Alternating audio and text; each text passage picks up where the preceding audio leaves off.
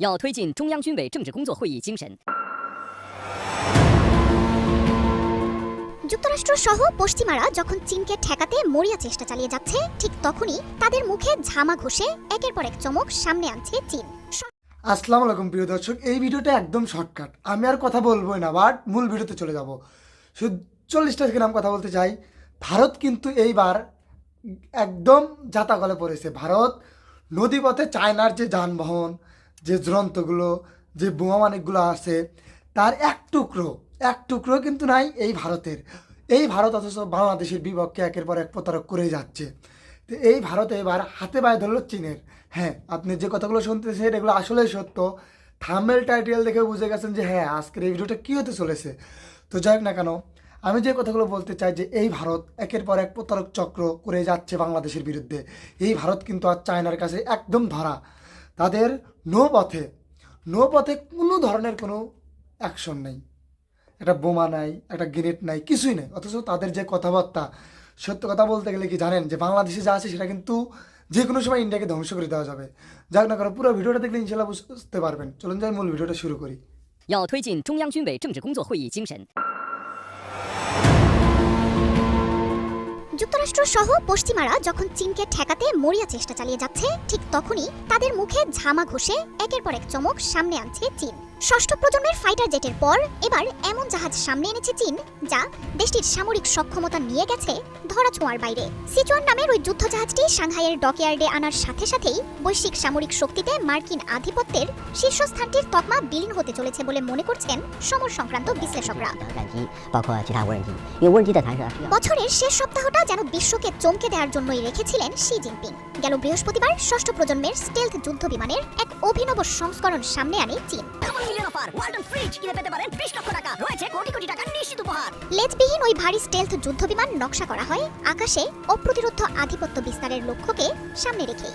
এর পরের দিনই টাইপ 076 উভচর অ্যাসল্ট শিপ সামনে আনলো চীন। এটিতে এমন সব প্রযুক্তি রয়েছে যাতে ভবিষ্যতের সমুদ্রযুদ্ধ আমেরিকা কিংবা ভারত পাত্তাই পাবে না। বিশ্বে এখন পর্যন্ত যত অ্যাম্ফিবিয়াস অ্যাসল্ট শিপ আবিষ্কার হয়েছে তার মধ্যে চীনের সিচুয়ান যুদ্ধ জাহাজটির আকারে সবচেয়ে বৃহৎ। ব্যয়বহুল প্রযুক্তিতে তৈরি এই শিপ বহুমাত্রিক যুদ্ধ যানবাহনে সক্ষম। পরিপূর্ণ শক্তিতে flight deck, helicopter, fixed wing যুদ্ধ বিমান কাজ করবে এই শিপে। ইলেকট্রোম্যাগনেটিক ক্যাটাপুল্ট সিস্টেম সিচুয়ানকে করে তুলেছে ব্যতিক্রম। এই প্রযুক্তির মাধ্যমে সরাসরি ডেক থেকেই যে কোনো সময় উড্ডয়ন করতে পারবে তুলনামূলক ভারী ও বৃহৎ যুদ্ধ বিমান। চীনের সামরিক বাহিনীর অপারেশনাল রেঞ্জ ও ফায়ার পাওয়ার বহু গুণে বাড়িয়ে তুলেছে সিচুয়ান।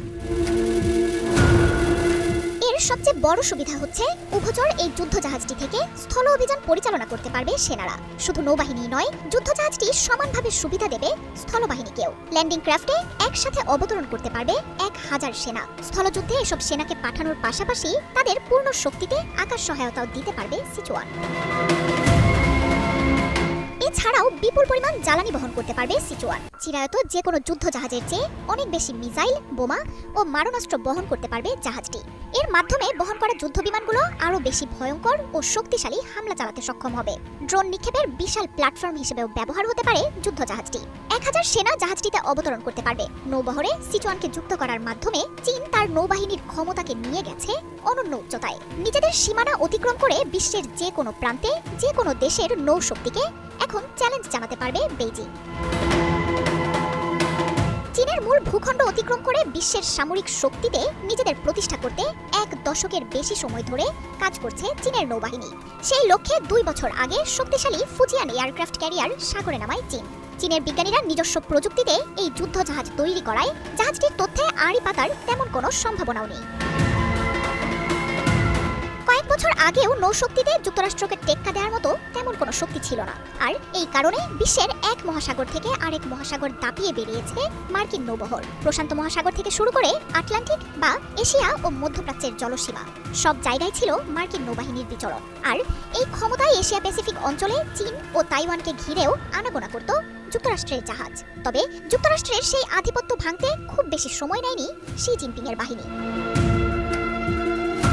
বিশ্বের নৌশক্তিতে বর্তমানে শীর্ষে চীনের নৌবহর। পশ্চিমা গণমাধ্যমগুলো বলছে এখানেই শেষ নয়। নিজেদের সামরিক সক্ষমতাকে আরো আধুনিক করতে পারমাণবিক শক্তিসম্পন্ন এয়ারক্রাফট ক্যারিয়ার তৈরির কাজ করছে শি জিনপিং এর যোদ্ধারা।